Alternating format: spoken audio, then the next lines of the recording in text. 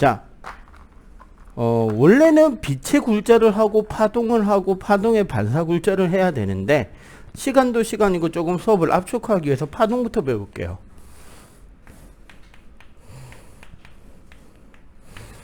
자, 파동이란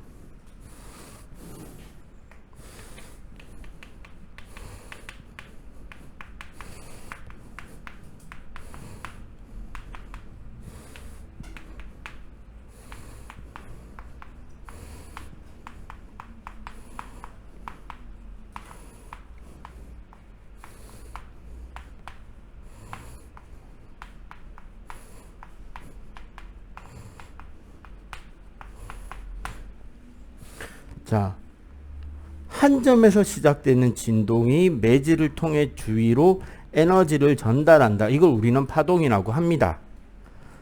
세로로 설명을 적은 이유가 뭐냐면 여기에 이제 가로로 살을 붙일 거예요. 그러면 파동에 대한 각 주요 개념들이나 원리들이 다 정리가 되게 된단 말이야. 자, 하나씩 살을 붙여 볼게요. 첫 번째, 이 한 점.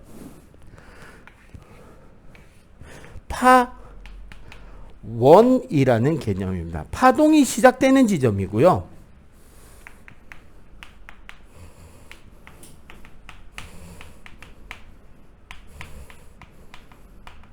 결국 파원에서 생긴 진동이 주위로 퍼져나가는 게 파동이에요. 혼자 떨리면 뭐? 진동. 진동이 퍼지면 파동. 알겠죠? 여기서 파원의 가장 중요한 점은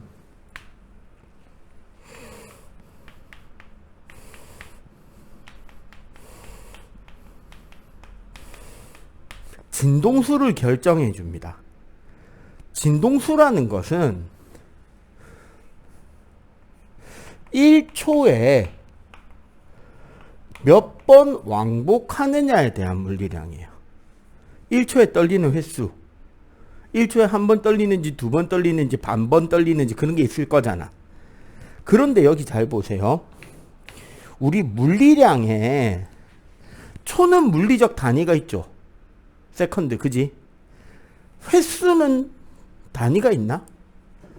몇 번이라는 단위는 물리적 개념에 존재하지 않아요. 그냥 우리가 한 번, 두 번 세알리는 거지, 그지? 그래서 얘의 단위가 per second가 돼요. 근데 이렇게 쓰면 단위가 좀 이상하잖아. 그래서 얘 단위를 헤르츠라고 합니다. 헤르츠라는 단위 알겠죠? 1초에, 그럼 예를 들어 1초에 60번 왕복한다면 우리 옛날에 그 시간 기록계 할 때 나왔었잖아요. 1초에 60번 왕복하는 시간 기록계 어떻게도 표현할 수 있다? 1초에 60번 왕복 60Hz, 30번 왕복 30Hz 알겠죠? 자, 그리고 그 얘들을 한번 볼까요? 파원의 얘. 방금 우리가 지난 금요일날 배운 거. 빛의 파워는 광원이라고 합니다. 중학교 1학년들 학교 시간에 배웠을 것 같은데 지진의 파원이 뭐죠? 지진의 파원. 지진이 시작된 곳. 안 배웠어? 1학기 때 나왔을 텐데. 진원이죠, 진원. 그러면 소리의 파워는, 자, 글자 보고 글자 찍기. 빛은 광원, 지진은 진원, 소리는 그렇죠, 음원. 여기서 한 가지 더, 한 번 더 강조할게요. 진동수를 결정한다 그랬잖아. 저 말은 뭐냐면 파동이 전달되는 과정에서 진동수가 바뀌진 않습니다. 단 우리가 도플러 효과라고 해서 고등과정에 가면 배우는 것이 하나 있는데, 여러분들 요즘 앰뷸런스 많이 다니잖아요. 앰뷸런스 소리 들은 거 들은 거 한번 잘 생각해봐. 나한테 다가오는 앰뷸런스는 삐용삐용삐용삐용삐용삐용삐용 하죠. 저기 서 있는 앰뷸런스는 삐용삐용삐용 하죠. 나한테서 멀어지는 앰뷸런스는 삥 하잖아. 앰뷸런스 소리가 3개일까요? 아니지. 원래는 삐용 삐용 삐용인데 이 파동이 다가오면서 소리를 내니까 꽉 눌러져서 삐용 삐용 삐용 삐용 삐용 삐용 삐용 하는 걸로 들리고, 멀어질 땐 이게 쭉 늘어져가지고 윙 한단 말이야. 이거는 우리가 그렇게 변한 걸로 들리는 것처럼 들리는 거지 실제 변한 건 아니란 거예요. 알겠죠? 자, 두 번째, 진동. 진동이라는 것은요, 어떤 무엇인가가 지정된 위치에서 일정 범위 안에서, 일정 영역 안에서 흔들리는 것을 진동이라고 합니다. 근데 문제는 이렇게 흔들리는 거랑 별개로 그 파동이 퍼지는 방향이 진동의 수직으로 전달되냐, 진동과 나란하게 전달되냐는 파동의 성격을 결정하는 거예요. 흔들리는 방향과 수직으로 전달되는, 그러니까 정확한 파동이 전달되는 방향의 수직으로 흔들리는 파동을 우리는 횡파라고 하고요. 진동과 나란하게 전달되는 이런 파동을 종파라고 합니다. 굳이 그림을 그려보면 횡파는 이렇게 전달이 되는 거고, 종파는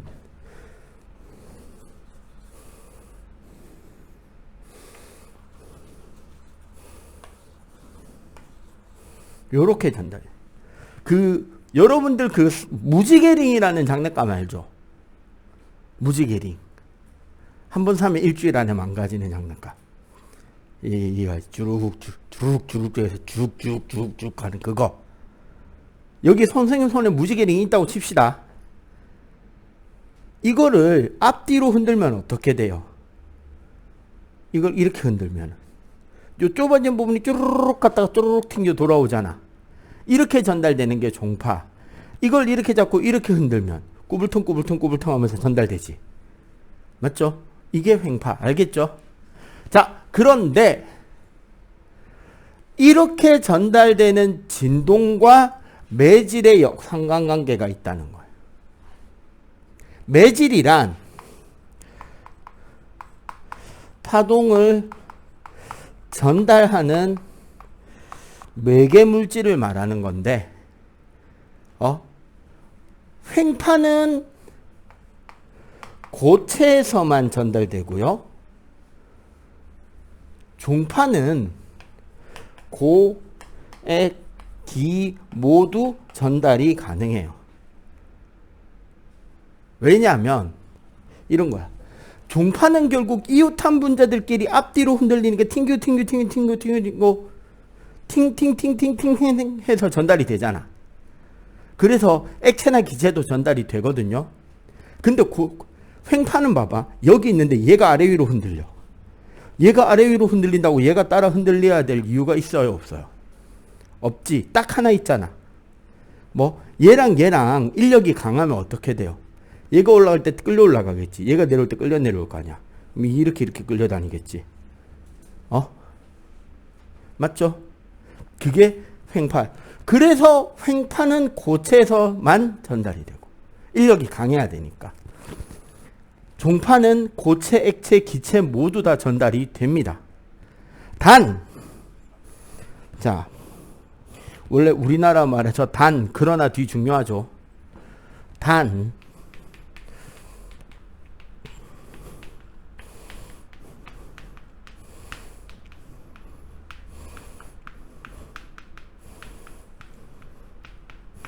전자기파라 그래서 전기장과 자기장의 진동으로 퍼져나가는 파동이 있어요.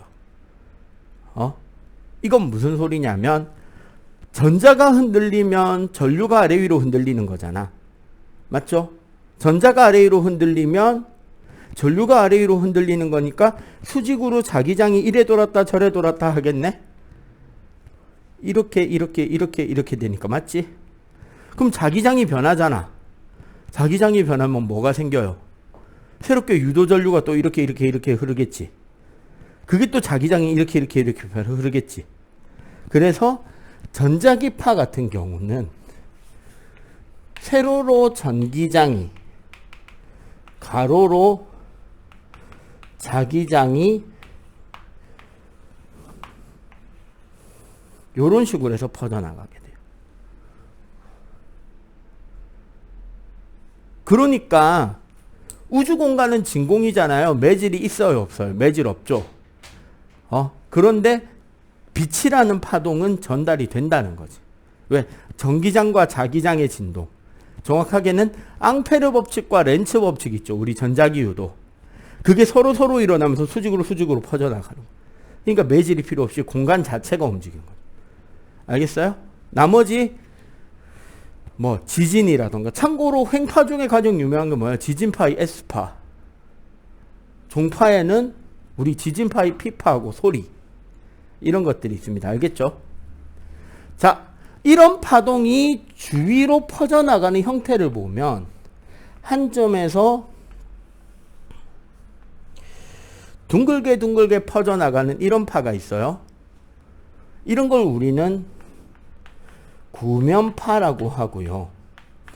진동면이 직선이라서 나란하게 이렇게 퍼져나가는 파동이 있어요. 이런 파동을 우리는 평면파라고 하는데, 여기서 중요한 거, 요 선 있잖아. 이 선 있잖아요. 이 선을 뭐라 그러냐면 파면이라고 합니다. 파면이라는 것은 파동의 가장 꼭대기인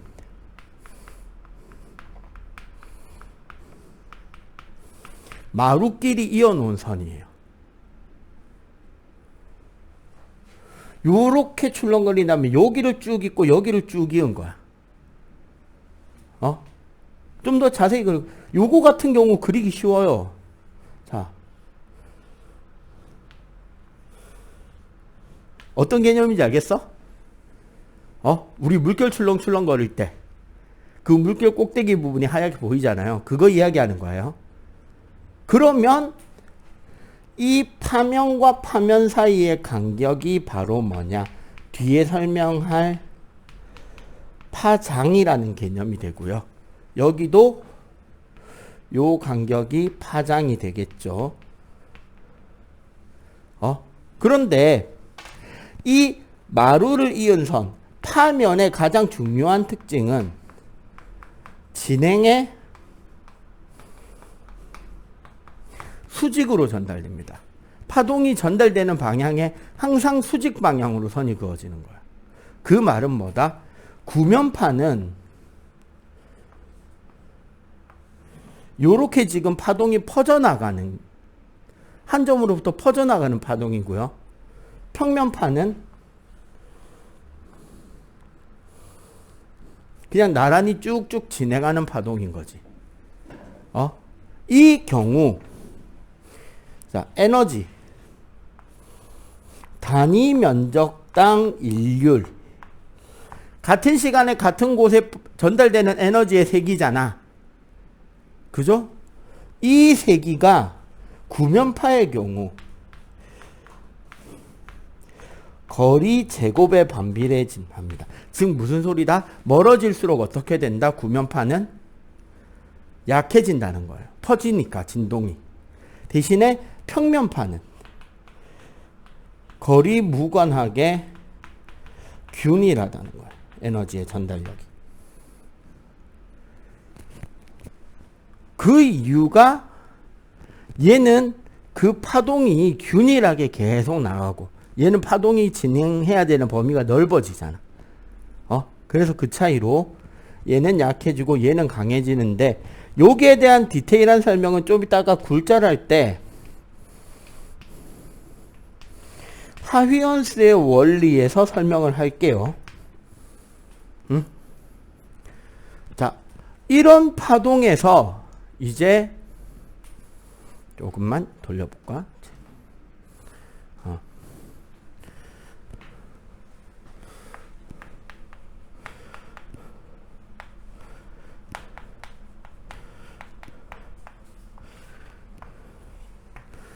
우리가 종파보다는 횡파를 많이 분석한단 말이에요.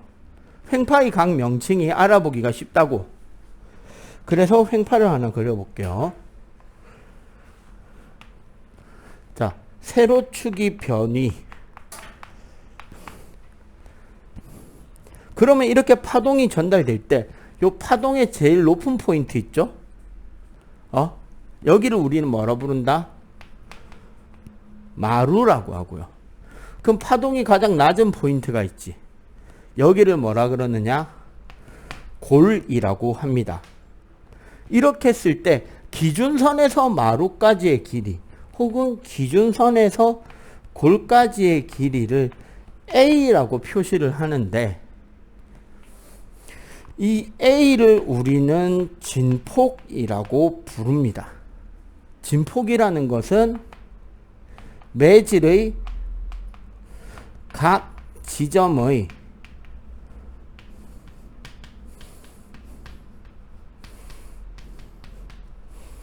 최대 변이, 원래 위치에서 가장 멀리 떨어진 곳까지가 얼마나 움직였느냐를 표현하는 게 변이에요. 알겠어요? 그리고 그 다음에 진짜 중요한 포인트가 요 두 개로 해야겠다. 여기 그래프 가로축 있잖아요. 가로축이 거리가 되냐 시간이 되냐에 따라서 뭐가 바뀌냐면 마루에서 마루까지 거리의 의미가 바뀝니다. 요게 거리일 때는 요렇게 써서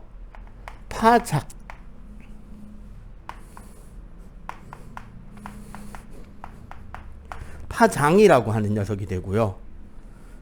여기가 시간일 때는 대문자 t라고 써서 주기가 됩니다. 참고로 요거 읽는 법은 람다라고 읽으면 돼요. 그리스어입니다. 자, 파장은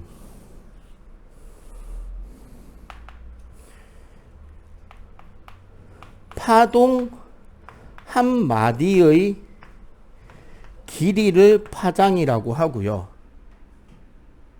파동 한 마디의 길이를 파장이라고 하고, 보통 1회 진동 시 나가는 거리, 전달되는 이동할 수 있는 거리를 파장으로 잡습니다.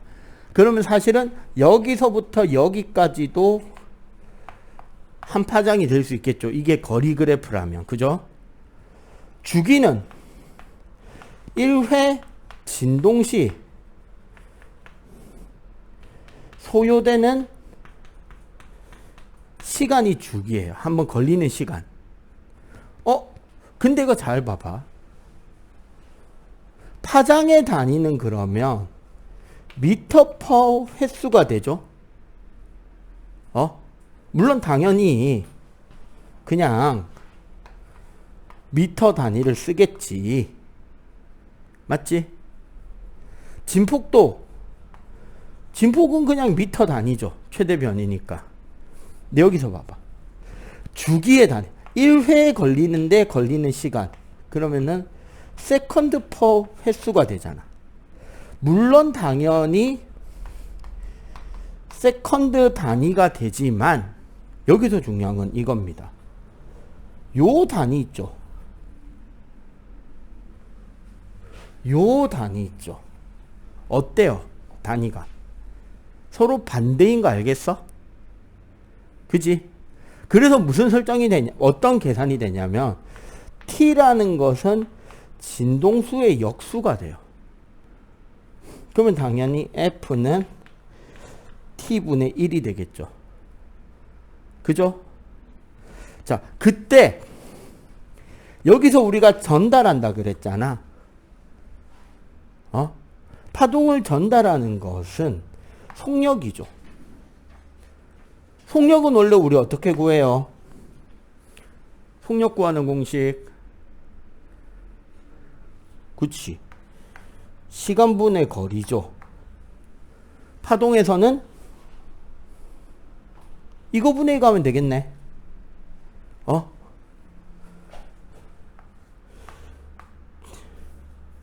주기분의 파장. 맞죠? t분의 1이 아까 뭐라 그랬다? f라 그랬으니까 진동수 곱하기 파장도 파동의 속력으로 볼 수가 있겠네요. 그지? 자, 필기.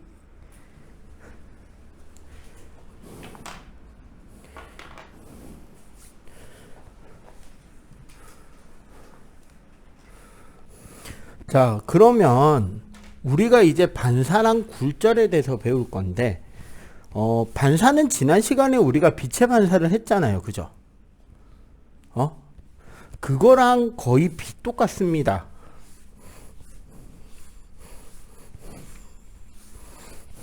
무슨 소리냐?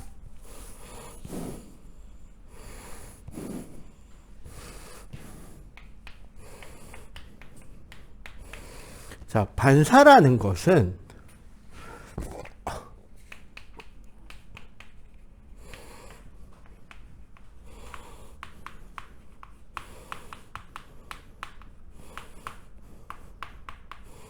파동이 매질의 경계선 있죠. 그 경계선에서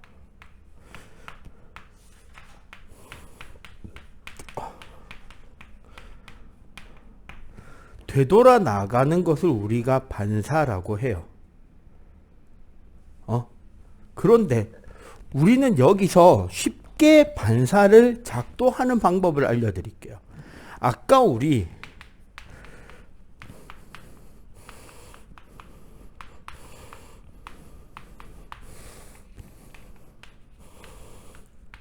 파동이 진행하는 것은 파면의 수직인 방향이라고 했잖아요. 그죠?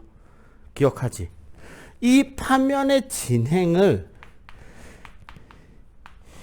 빛이라고 인식하고 작도를 한 뒤에 파장에 맞춰서 선을 그려주는 방법이 있고 1. 2. 좀 더 간단한 게 있어요. 만약 요건 조건이 좀 다릅니다. 반사면이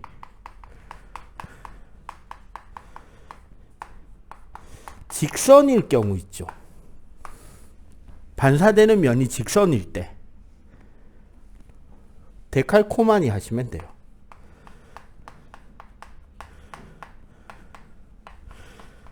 무슨 소리냐? 반사면을 가지고 접어 붙여버려. 자, 위에 두 가지. 위에 거 파면의 수직을 빛이라고 인식한, 일단 밑에 거부터 설명할게요. 반사면이 위에 거부터 봐봐. 요렇게 파면이 오는데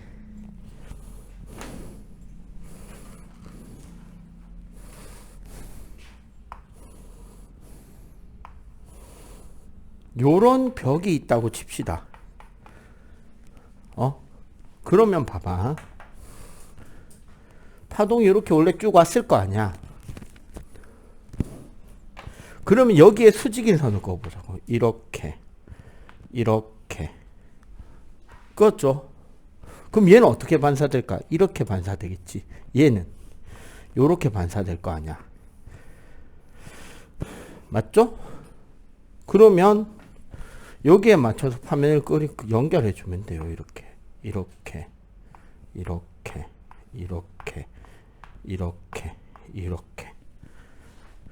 튕겨 나오는 것 같지?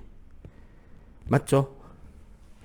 그리고 이 경우는 요런 거도 가능합니다.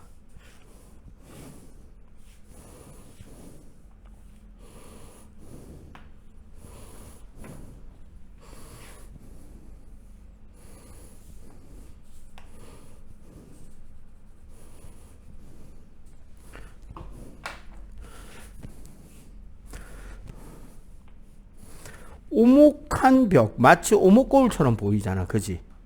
그럼 얘가 빛이라면 어떻게 진행할까요? 이렇게 가운데 모이겠죠? 그지? 그럼 반사되는 면은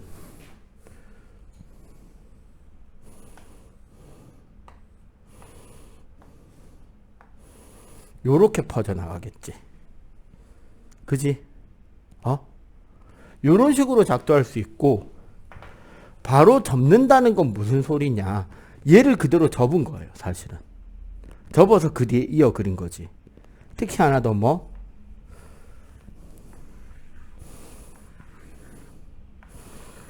구면파가 이렇게 만들어지는데 여기 요만큼이 벽이었다. 여기가 벽이었다. 그러면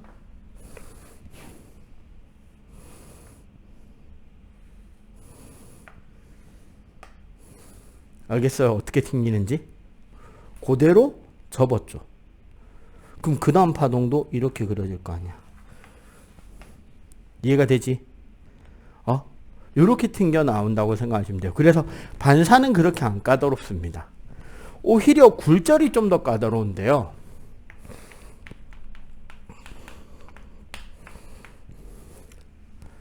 우리 매질에 따라서 파동의 전달 속력에 차이가 나요. 매질에 따라 전달되는 속력에 차이가 생깁니다. 그것 때문에 생기는 게 파동의 굴절이에요. 그럼 무슨 소리냐? 우리 봐봐. 파동의 속력은 F 곱하기 람다라 그랬잖아. 그죠? 근데 아까 이런 이야기가 있었죠. 얘는 일정하다 그랬죠. 누가 결정한다? 파원이 결정한다 그랬어요. 그지? 그 말은 얘를 변화시키는 건 얘인 거죠. 진동수가 파원이 결정한다면 파장은 누가 결정한다? 매질이 결정하게 되는 거예요. 여기에 아까 잠깐 언급했던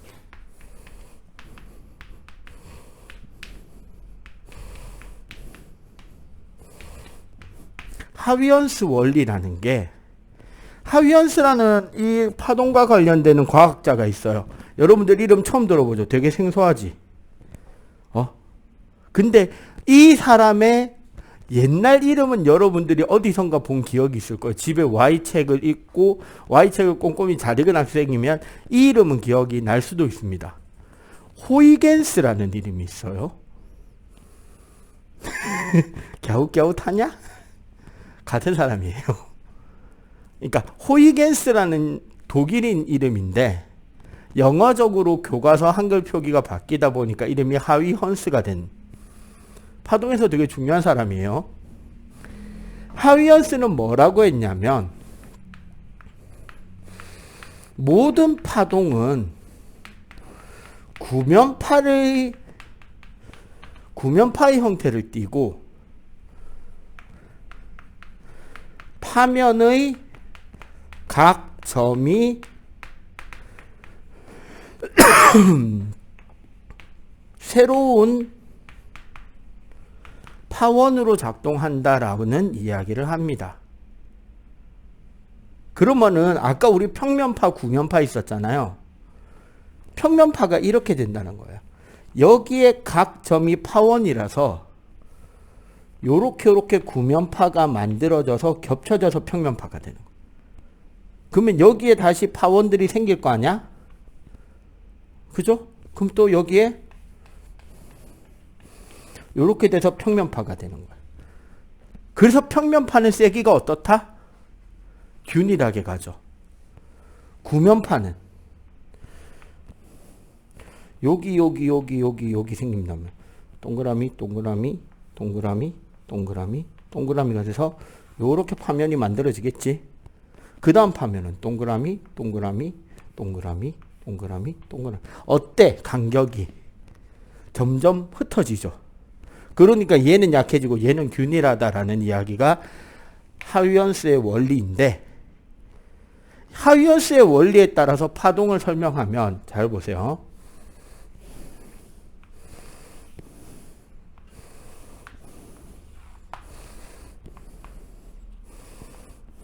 요렇게 어떤 파동이 하나가 진행돼 온다고 칩시다. 요거 파면인 거 알겠죠? 그지? 그러면 이 파동의 전달 방향은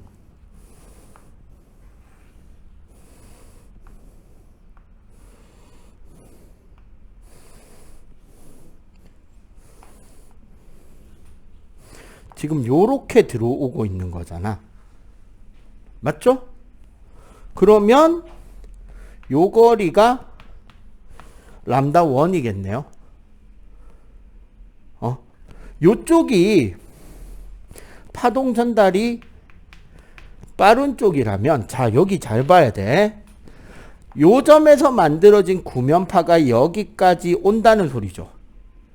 맞지? 근데 아래쪽이 느린 쪽의 매질이라면, 파동 전달이 느린 쪽이라면 요 점에선 만들어지는 파동이 여기까지 온다면 같이 직진할 거 아니야.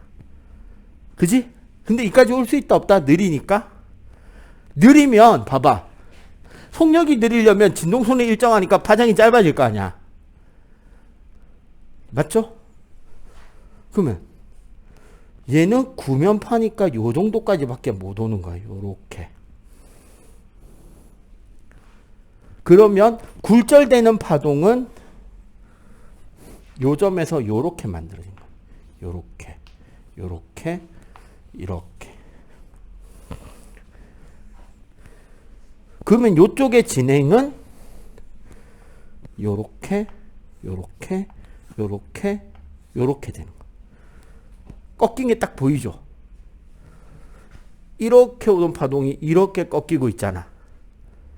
그러면 요 간격이 람다2네요. 느린 쪽 파장. 확실히 파장의 길이가 짧아졌다. 그죠? 그리고 여기 잘 보세요. 요 각이 입사각이죠. 요 각이 굴절각이지. 그러면 여기가 굴절각이고 여기가 입사각이네. 보여? 입사각 굴절각 위치 보이죠? 자, 여기서 우리는 요 사각형 하나만 잠깐만 봅시다.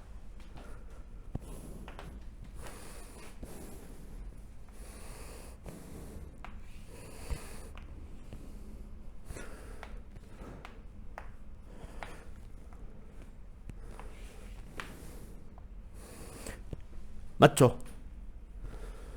여기가 람다 1, 여기가 람다 2. 그지? 그리고 여기가 세타 1, 즉 입사각. 여기가 세타 2, 굴절각.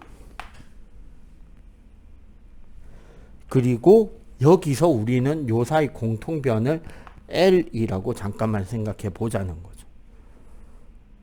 그러면 속력의 차이로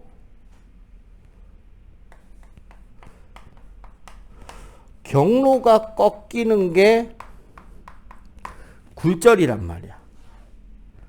매질에 따라서 전달되는 속력이 달라서 경로, 즉 각도가 꺾이는 게 굴절이에요. 그렇기 때문에 V2분의 V1은 F 람다 1, F 람다 2가 돼서 F가 약분돼서 사라지겠지? 맞죠? 근데 람다 1은 뭐야? L 사인 값이죠. 맞죠? 람다 2는 L 사인 값이잖아. 요 값이 뭐가 된다고?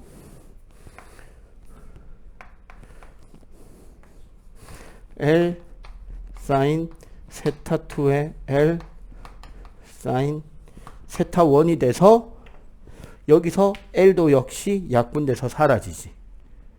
결국 어떻게 된다?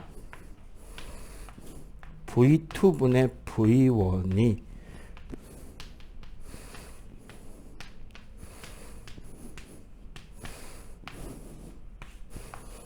요렇게 정리가 되죠. 요거를 우리가 굴절 법칙 혹은 스넬 법칙이라고 하는데, 실제로 요렇게까지 식으로 다 쓸 수 있으면 고등과정도 이해가 된 거예요. 고등과정 굴절도 여러분들이 따라오신 거예요. 중등이 아니라. 중등에서는 어느 정도만 이해하면 되느냐? 물어볼게. 여기 V랑 각사인 값이랑 같이 커져요? 아니면 하나가 커질 때 하나가 작아져요? 사인은 90도까지 같이 커지죠. 맞지? 즉 빠른 쪽의 각도가 더 크죠. 느린 쪽의 각도가 더 작죠. 맞지? 그러면 파동은 빠른 쪽으로 꺾인다, 느린 쪽으로 꺾인다?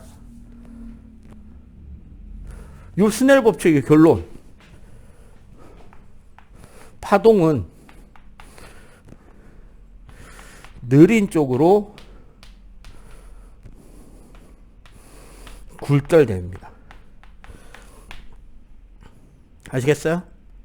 자, 일단 요거 필기. 요거 필기 끝나면 굴절하는 예시들 설명, 파동에 대한 다양한 속력이랑 굴절하는 예시들 설명하고 빛의 굴절로 돌아갈게요.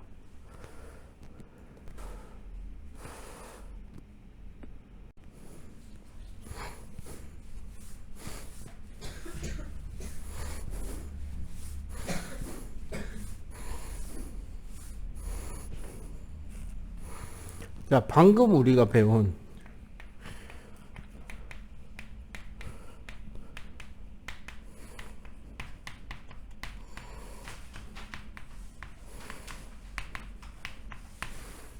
굴절의 법칙 혹은 스넬의 법칙, 예, 빛으로 가셔도 돼요. V2분의 V1은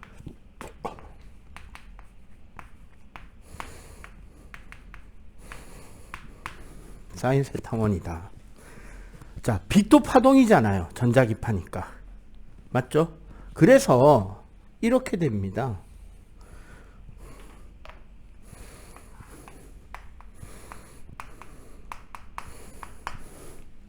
실제 빛의 진행이요.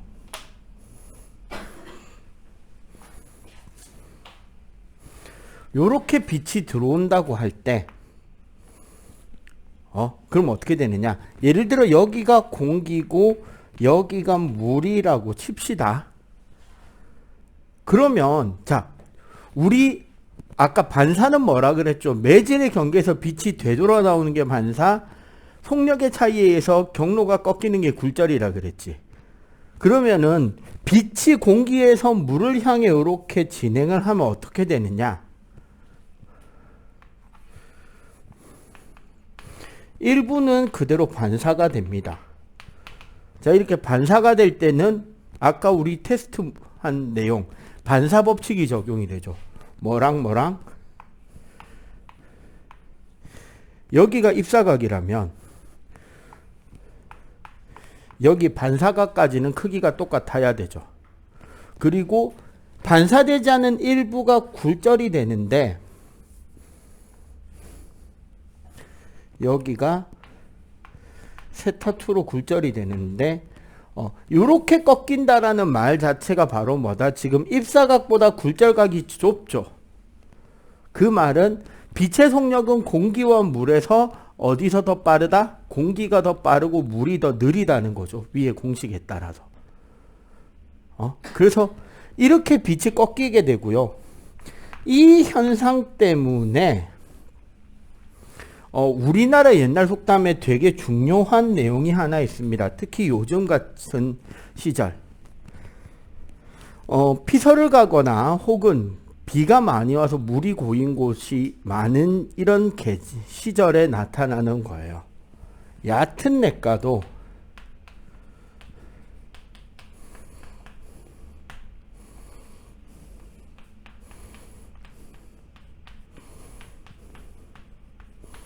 깊게 건너라. 이건 무슨 뜻일까요? 얕은 냇가도 깊게 건너라. 무슨 뜻?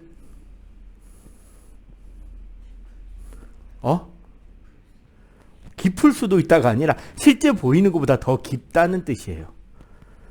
요즘에 재난수영이라고 학교에서 한 번씩 수영장 가죠?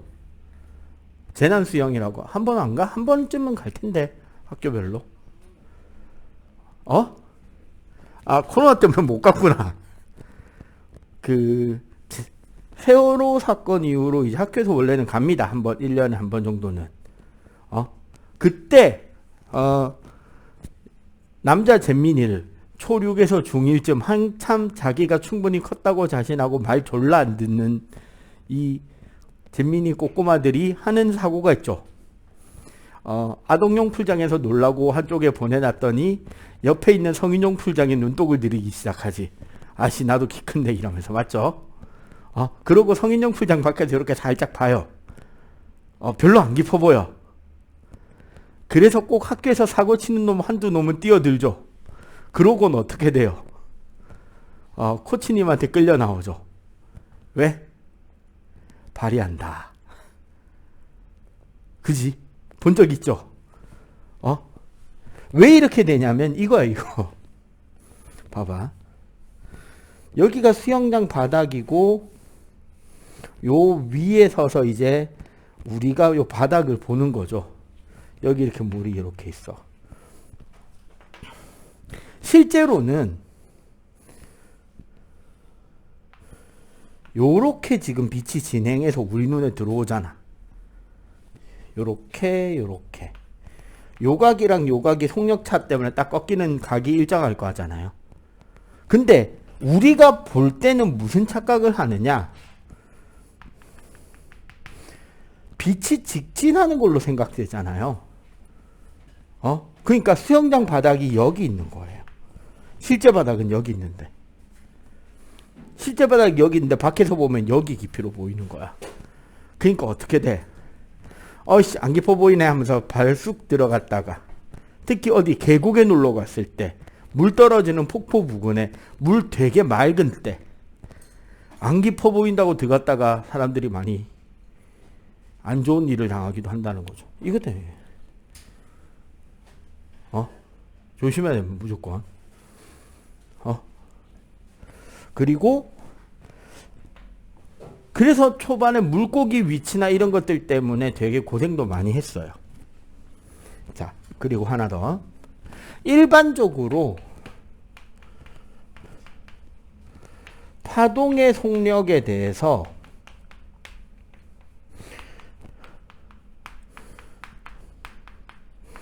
물결파, 파도의 속력은 바다 깊이의 제곱근에 비례합니다. 즉 바다가 깊으면 깊을수록 훨씬 빨라요, 파도가. 즉 파장이 길어. 얕은 데가 되면 파장이 짧아지는 거야. 그러니까 어떻게 되냐면 깊은 바다에서 이렇게 오던 파도가 요게 한 파장이잖아, 지금. 얕아지면 어떻게 된다? 파장이 짧아져야 되죠. 파장이 짧아져야 되니까 진폭이 커지는 거예요. 그래서 해수욕장에 튜브 갖고 놀 때 언제가 제일 위험해? 나올 때가 제일 위험하죠.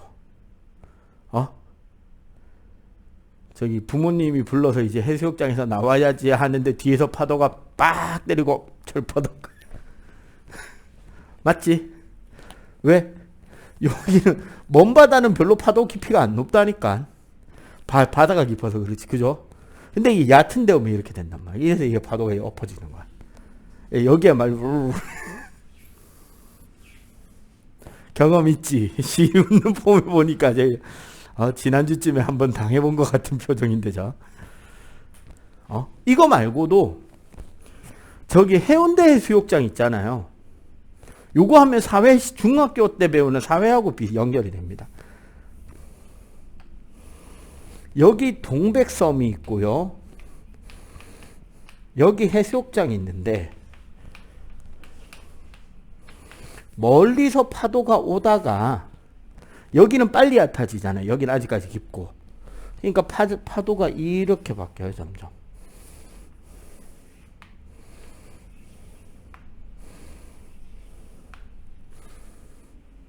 파도 치는 모습이 이렇게 바뀌어. 파도가 이렇게 휘어진단 말이에요. 그럼 진행 방향을 보면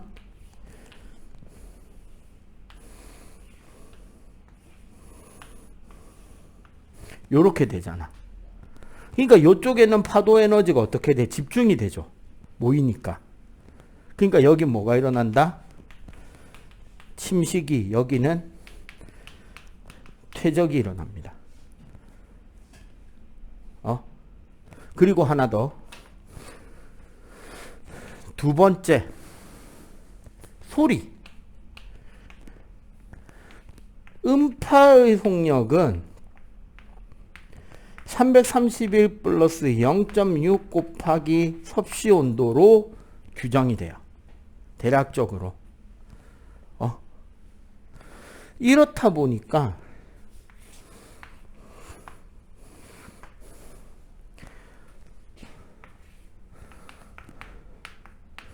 낮에는 태양빛에 의해서 땅이 데펴주고 땅에서 올라오는 열기가 기온을 만들거든요. 그러면은 밑에가 따뜻하고 위에가 차가워요. 이거를 여기에 고려하면 여기가 더 빠르고 여기가 더 느리겠지, 소리가. 방학 동안 여러분들 집에 있어 봐서 알잖아요. 낮에 집에서 쉬고 있으면 어때? 1층에서부터 올라온 1층이나 저기 놀이터에서 애들 뛰노는 소리 들리죠? 몇 층이냐? 선생님 집이 14층인데 아파트 앞에 저기 수요일 날마다 장이 서는데 그 장에서 아주머님들 막 이야기하는 소리라든가 들려요. 유리창 열어놓고 있으면. 왜냐하면 낮에는 소리가 이렇게 가야 될 소리가 위로 뜬단 말이야. 그래서 층수가 높아도 잘 들려요.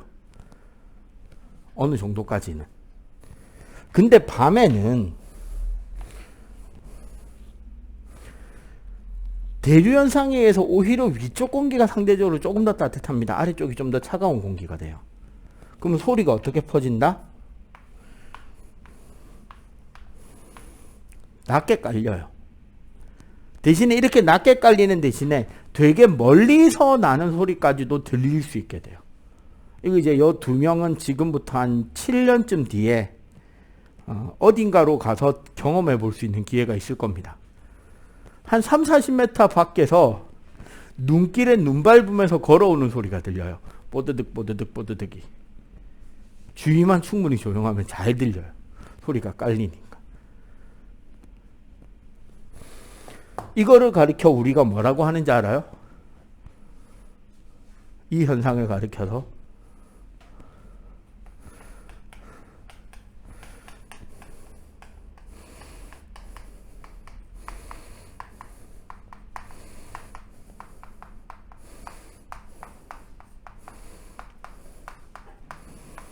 낱말은 새가 듣고 반말은 쥐가 듣는다라는 우리나라 속담이 있습니다.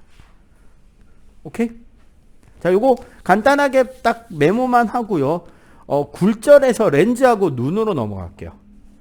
빨리 필기. 우리 그러면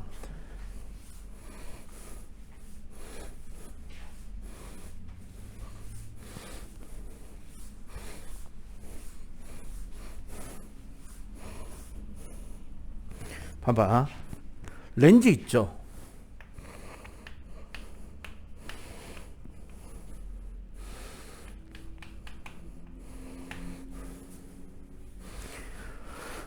렌즈라는 것은 빛을 굴절시켜서 우리가 원하는 것을 얻어내는 겁니다. 보통 볼록 렌즈랑 오목 렌즈가 있잖아. 볼록 렌즈 같은 경우는 가운데가 두껍고 좌우가 얇은 걸 우리는 볼록 렌즈라고 하고요.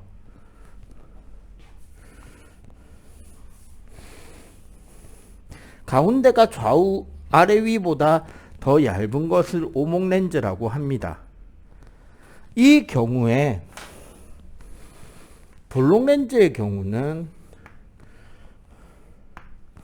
나란하게 들어온 빛이 반대편의 어느 한 점에 모이는 이런 형태의 빛의 경로를 가지게 되고, 오목 렌즈는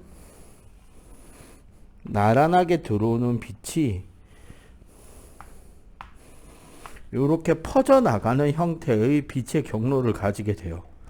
근데 우리 지난 시간에 거울 배울 때 비슷한 게 있지 않았어요? 응?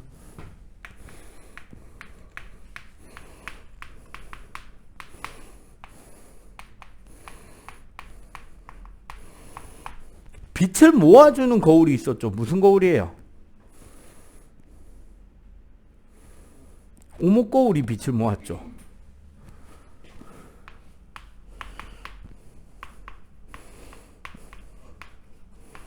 그러면 오목 렌즈처럼 빛을 퍼뜨리는 거울도 있었겠네. 무슨 거울?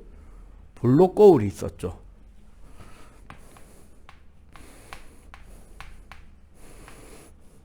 그렇기 때문에 맺히는 상의 형태도 똑같습니다. 렌즈에서 물체에서 렌즈까지 거리를 A라고 할 때 여기 빛이 모이는 여기가 F거든요. 그래서 보통 우리는 초점 거리를 요 거리를 F라고 이야기를 많이 하는데 똑같아요. 요 거리만큼 여기에도 똑같은 거리에 어떤 지점을 잡아놓고 상을 맺히는 게 똑같이 잡히는 거지. A가 F보다 작을 때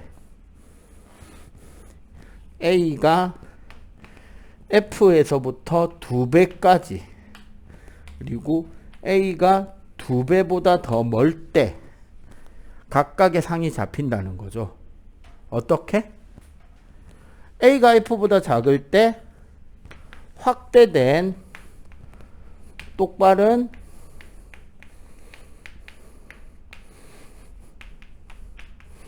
허상이 맺히고요.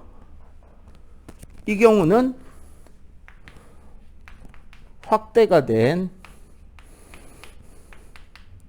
뒤집힌 실상이 2배보다 멀면 축소가 된 뒤집어진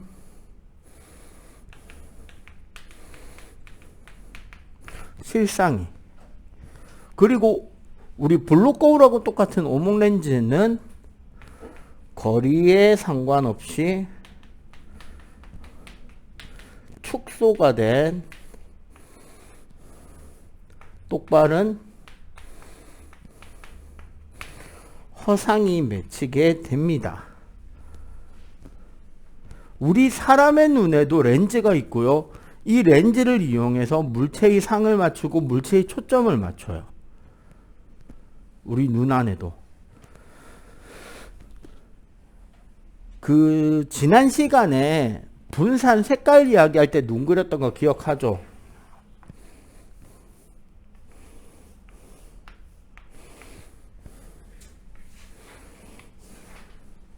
자, 여기 한번 봅시다. 우리 눈에 있는 요게 수정체예요. 볼록 렌즈가 하나 들어 있습니다. 그리고 이 수정체 옆에는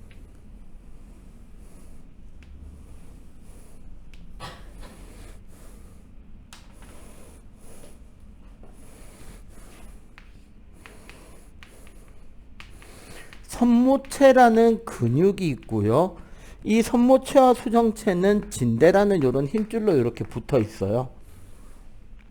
그래서 이 선모체 근육의 수축 이완이 수축했다가 늘 풀어졌다가 수축했다 풀어졌다를 이용해서 수정체의 두께를 더 두껍게 만들었다가 얇게 만들었다 하면서 초점을 맞추게 돼요. 한번 간단하게 해봅시다. 자, 오른손으로 오른쪽 눈을 싹 가리고요. 아니면 오른쪽 눈 이렇게 감아도 돼. 아니면 이렇게 확실히 딱 가리세요. 그리고 왼손을 눈앞에 들어서 저 별을 딱 집어 보세요. 자, 그리고 눈의 초점을 손가락을 봤다가 별을 봤다, 손가락을 봤다, 별을 봤다, 왔다 갔다 한번 두세 번 해보세요. 언제 눈에 힘이 들어갑니까? 눈동자에 힘 들어가는 느낌 나는 게. 언제 더 힘이 들어요? 손가락 볼 때 눈에 힘이 빡 들어가는 게 느껴지죠? 그건 뭐냐면, 우리가 손가락 같이 가까이에 있는 물체를 볼 때, 손모체가 빡 수축하면서 수정체를 당겨서 얘가 두껍게 만들어 주는 거예요. 그걸 가지고 우리는 가까이 있는 물체와 멀리 있는 물체를 왔다 갔다 하면서 보는 거야. 그런데 말입니다. 그런데요. 평소 우리 젊은 사람들, 선생님 나이까지 포함, 나도 아직까지 여기에 속하니까 너무 가까이 있는 걸 많이 보고 살아요. 맞지? 멀리 있는 거 볼 기회가 많냐? 잘 없잖아요. 평소 늘 가까이에 있는 것만 보다 보니까 어떤 문제가 생기느냐? 수정체가 특히 여러분들 나이 때, 아직 안경 안 쓴 두 분은 특히 눈 관리 잘하세요.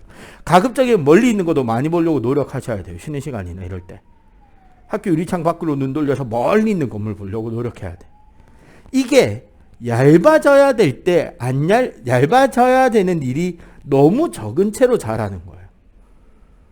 그러면 수정체가 어떻게 정상 크기보다 늘 두꺼워진 채로 자라고 있는 거야.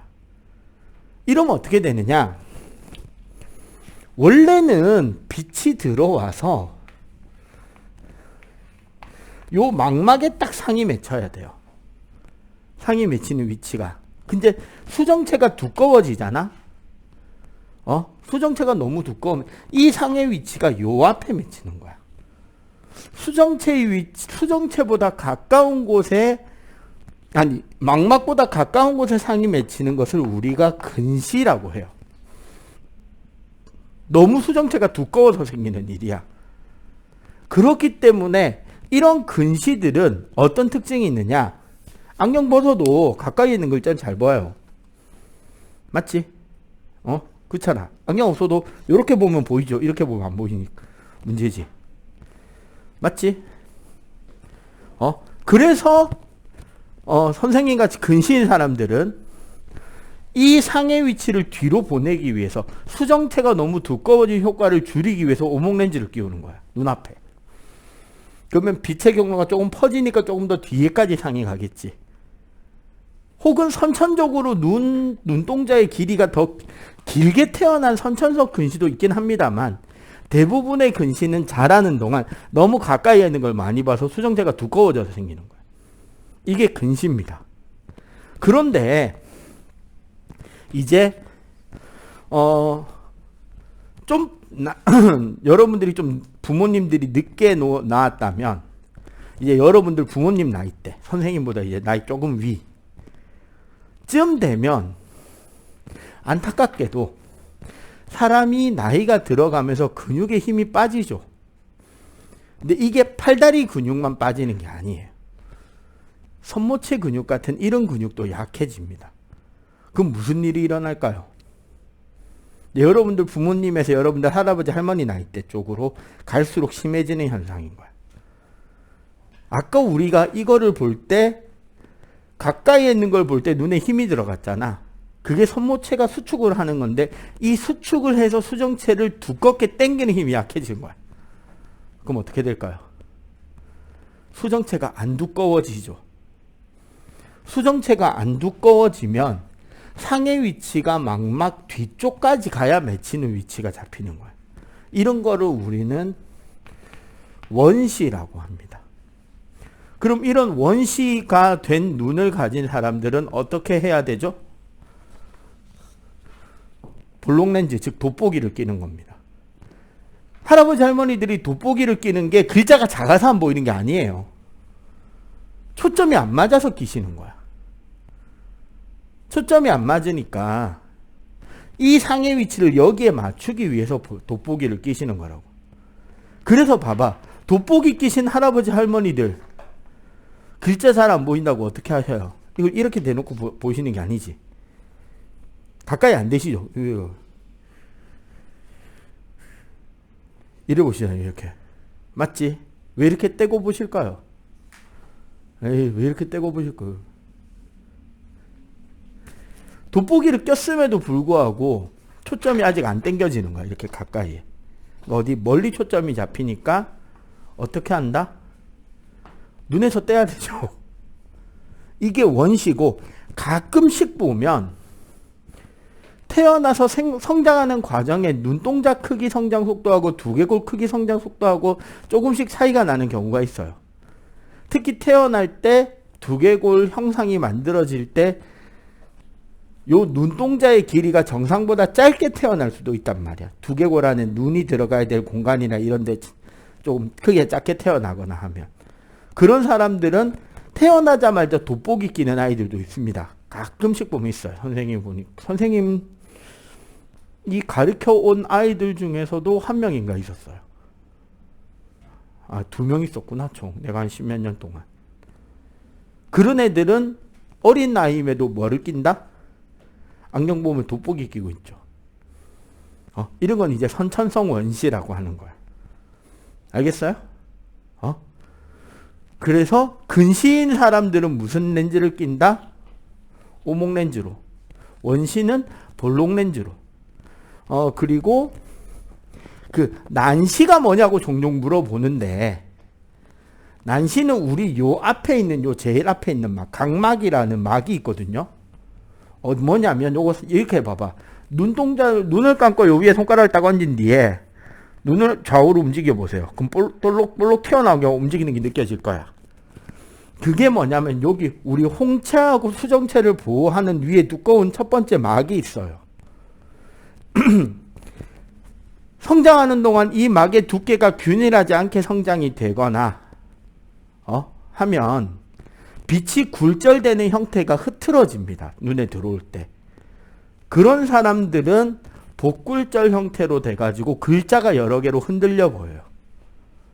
이걸 난시라 그러고, 그래서 그거를 교정하는 방향성이 있는 렌즈가 난시 교정 렌즈인 거지. 안경 때문에 안경점에 가본 사람은 압니다. 보통 난시 교정, 이제 눈의 초점을 어떻게 하냐면 이상한 기계에 이렇게 딱 갖다 대라 그래. 그죠? 그리고 삥삥 하면서 저 멀리, 초원 멀리에 그 에드볼, 그거 열기구가 하나 떠 있거나 집이 웬 집이 한 채 있어. 그게 또렷하게 보이는 위치를 재는 거야, 기계로.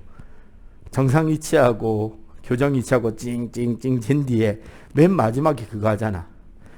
빨간색이 잘 보여요, 초록색이 잘 보여요랑, 그 다음에 진하게 보이는 선이 몇 시 방향이에요를 물어보죠. 그거 난시 교정하는 거야. 그래서 난시 교정된 렌즈를 정상 시력인 사람들이 끼면 어지러워요. 그럼 난시 교정이 아닌 사람들은 안경 벗으면 어지러워요. 특정 방향으로 막 물체가 겹쳐 보이고 하기 때문에. 알겠어요? 여기까지가 우리 굴절하고 빛입니다. 자, 요거 정리 빨리. 자, 어느덧 중등 마지막 내용 소리입니다.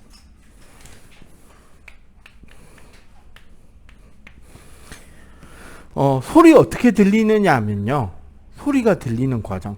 다행히 지금 우리 학원에는 우리 4명밖에 없습니다. 그러니까 마음껏 소리를 내도 돼요. 어떻게 소리가 나느냐. 자, 방금 요거. 자, 이 소리가 어떻게 여러분들 귀에 들어갔는지, 우리가 들었다라고 하는지에 대해서 설명을 할게요. 소리라는 것은 물체가 진동하게 되고요. 내가 아까 쿵 쳤죠? 맞지? 그 물체의 진동은 그 앞에 있는 공기의 진동을 일으킵니다. 이 공기의 진동이 퍼져나가서 고막을 진동시키게 되고요. 우리 사람의 고막의 진동은 우리 고막 뒤쪽에 보면 청소골이라고 하는 귓속뼈의 진동에 의해서 증폭이 돼요. 귓속뼈의 진동은 달팽이관으로 이어져서 달팽이관 안에 있는 림프액의 진동이 선모, 즉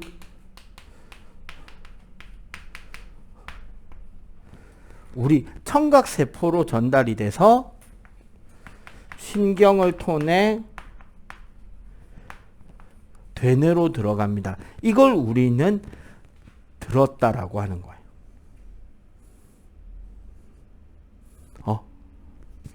이 복잡한 과정을 통해서 우리는 소리를 들었다라고 하는 거예요. 일반적으로 소리의 전달은 요 공기의 진동 말고도 다양한 진동이 가능합니다. 누가 잠깐 선생님의 간단한 실험 대상이 되어줄 거냐? 한 명만. 여기 와서 요 칠판 여기에 귀 대고 있어 봐봐. 잠깐. 요쪽에. 야, 너. 준서. 딱 귀 대면 된다. 별로 시끄러울 거 아니에요. 그냥 요렇게 할 거예요. 야, 카메라 안 나오죠? 좀 들어와. 딱. 왜냐면 반응을 듣게 되니까. 딱 귀 대 봐봐. 어때? 화고지. 자, 들어가. 땡큐. 그냥 우리 이거 했잖아요. 소리 이거 거의 안 들리잖아. 어때?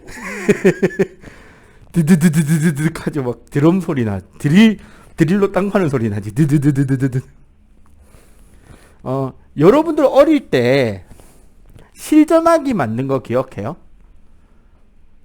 종이컵에 그 실 붙여가지고. 선생님은 군 시절에 그거도 전략적으로 써봤는데 소리 전달 되게 멀리까지 잘 됩니다. 실만 팽팽하게 만들어 놓을 수 있으면. 공기 대신에 아까 우리 공기의 속력은 331 플러스 0.6 섭씨온도 곱하기라고 그랬었잖아. 이거 말고도 땅 같은 경우 보통은 한 5km/초까지도 전달이 됩니다. 옛날 서부 영화나 이런 거 보면 어떻게 돼요? 인디언들이 백인이 쳐들어오는 걸 어떻게 알아? 땅에 귀대고 있죠. 그러면 저 멀리서 말바꾸 따가닥 따가닥 따가닥 하는 말바꾸 소리 막 되게 크게 들린단 말. 그리고 그게 공기를 통해서 전달되는 속력보다도 월등히 빠릅니다. 20배 가까이 빠르죠. 그 다음 우리 싱크로나이즈드 스위밍, 그 속칭 수중 발레라고 하는 거 있잖아요. 그 경우는 스피커가 물 속에 있습니다. 아예. 물에서는 1.5km/초 정도로 훨씬 빠르게 전달이 가능하다는 거예요. 사실은 공기의 전달력이 가장 느린 편에 속합니다. 오케이? 자, 이런 우리 소리들에 대해서 가장 중요한, 이 소리하고 저 소리하고 같은 소리냐 다른 소리냐를 결정하는 게 소리의 3요소라는 게 있어요.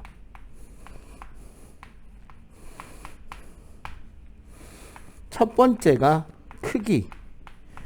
자, 큰 소리냐 작은 소리냐. 큰 소리냐 작은 소리냐를 결정하는 것은 파동의 진폭이 결정합니다. 혹시 자 있는 사람, 쇠로 된 자면 더 좋은데 플라스틱 자야? 다 플라스틱 자야? 잠시만 선생님 쇠자 좀 가져와 볼게요. 자, 진폭에 대해서 설명을 할게요. 잠시 카메라 좀 내려서. 자, 자가 떨리는 건 한번 보세요. 똑같은 길이에 놓고, 어떻게 해야지 이걸 잘 보이지? 이렇게 해야겠다. 자, 소리.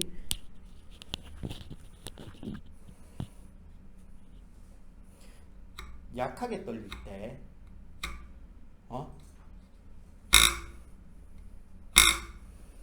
흔들리는 폭이 클 때 소리가 크죠. 그렇다고 높낮이가 같아요, 달라요? 높낮이는 같지? 그런데 잘 봐봐.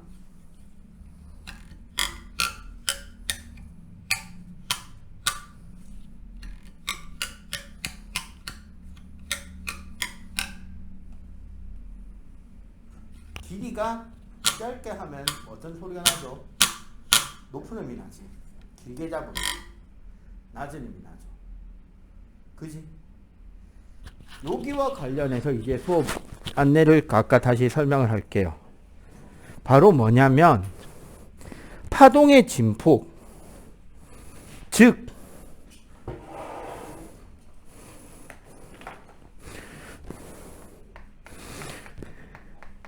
물체가, 자, 여기 물체의 진동이 공기를 진동시킨다 그랬잖아. 물체의 진폭과 직접 연결이 돼 있는 파동을 그렸을 때 그 파동의 진폭이 커지면 큰 소리가 됩니다. 여러분들 여기 성대에 손가락 대고 작게도 말해보고 크게도 말해보세요. 떨리는 느낌이 어떻게 다른지. 대신에 같은 음일 때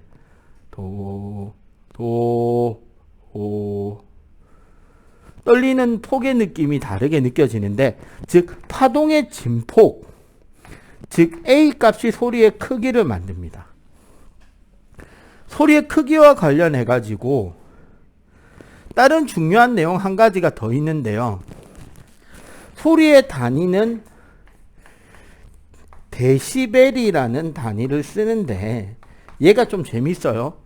수학 혹시 로그 함수 배웠니? 선행 많이 나간 사람 로그 몰라 아직까지? 대충은 들어는 봤고 대충은 알고 아직 진도 안 갔고.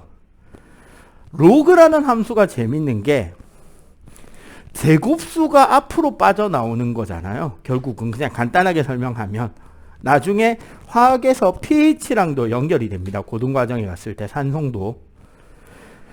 데시벨 단위를 쓰는데 이렇게 돼요.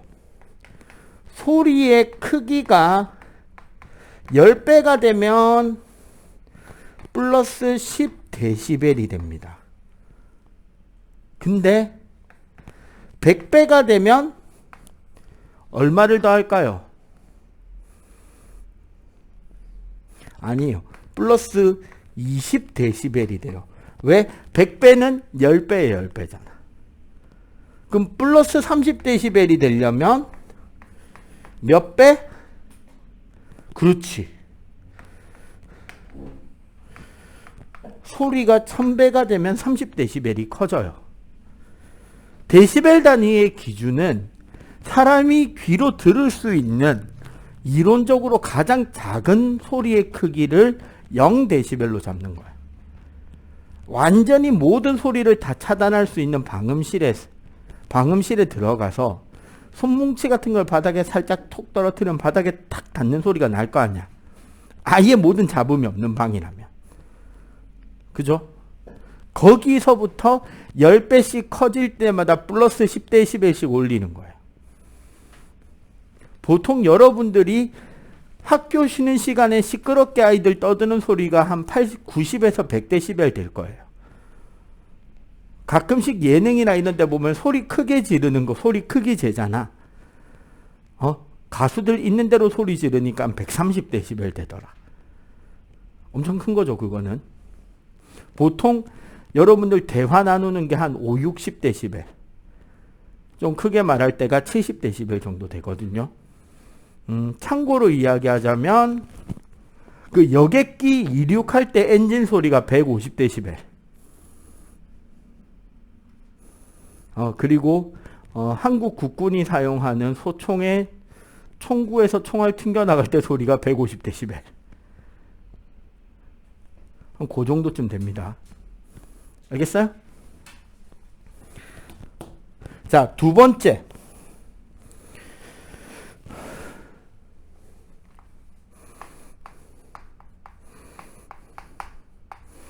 소리의 높낮이. 소리의 높낮이는 파동의 진동수가 결정해요.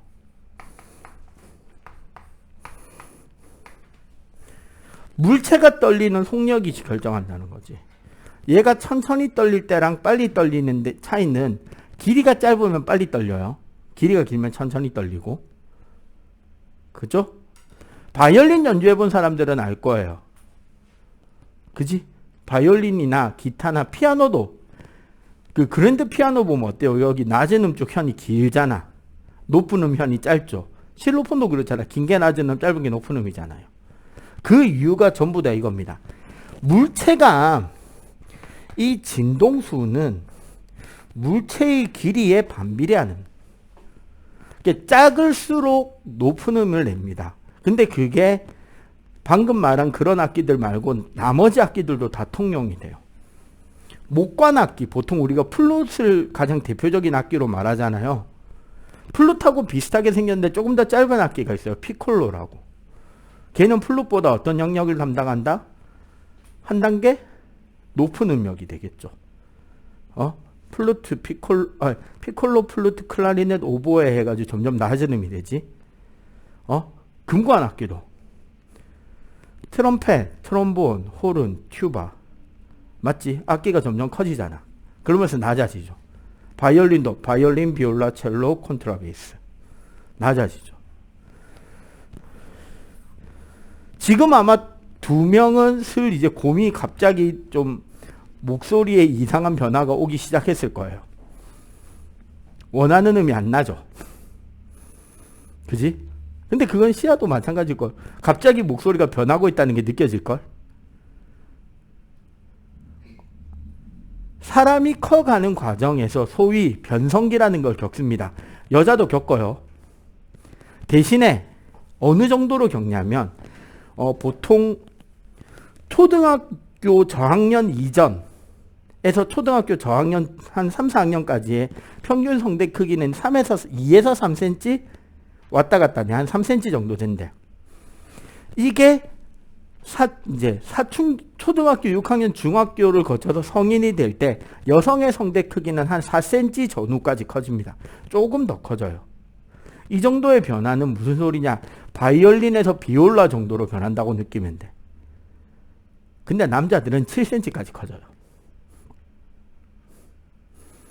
쉽게 말하면 바이올린 들고 다니다가 콘트라베이스 들려준 거야 지금. 근데 그게 일찍 커져. 악기 연주하는 준비는 안 돼 있는데 악기가 갑자기 졸라 커진 거야. 근데 악기가 커지니까 소리가 어떻게 돼버린다? 훅 낮아진다. 지금 그렇게 저음 상태가 돼 있는 거야. 이게 지금 변성기인 거야. 그리고 재밌는 거, 우리 한 옥타브 있죠. 진동수가 딱 2배. 그래서 줄의 길이가 반으로 줄면 한 옥타브 올라갑니다. 악기들에서도. 알겠어요? 이런 것들도 있고요. 세 번째가 맵시, 보통 음색이라고 하는데 이거는 파형입니다. 어떤 파동이 만들어질 때 있잖아요. 진동수 폭은, 그러니까 파가 이렇게 만들어질 때 이 진동수 있잖아. 이 진동수라는 것 자체가 그냥 매끈하게 만들어지는 파일 수도 있고 이렇게 약간 흔들리면서 만들어지는 파일 수도 있잖아요. 악기가 진동하는 형태, 소리가를 내는 음원이 진동하는 형태에 따라서 다른 형태로 만들어져요. 같은 사람의 목소리, 같은 성대라고 할지라도 사람마다 목의 굵기, 입의 크기, 성대의 두께, 성대에 있는 힘줄의 위치, 혈관의 위치가 다 다를 거 아니야. 그래서 사람마다 목소리가 달라요. 미세하게. 그러니까 뒤에서 친구가 부르면 누가 불렀는지 알잖아. 친구 목소리를 기억하고 있으니까. 어떻게? 파의 형태가 다르거든요. 알겠어요? 자, 이런 걸 토대로 소리에 대한 내용까지도 가볍게 정리를 해봤습니다. 한 달 동안 수업 따라와 주시느라 고생 많았고요. 소리에 대해서 필기하고 물리 수업 마치도록 하겠습니다. 수고하셨습니다.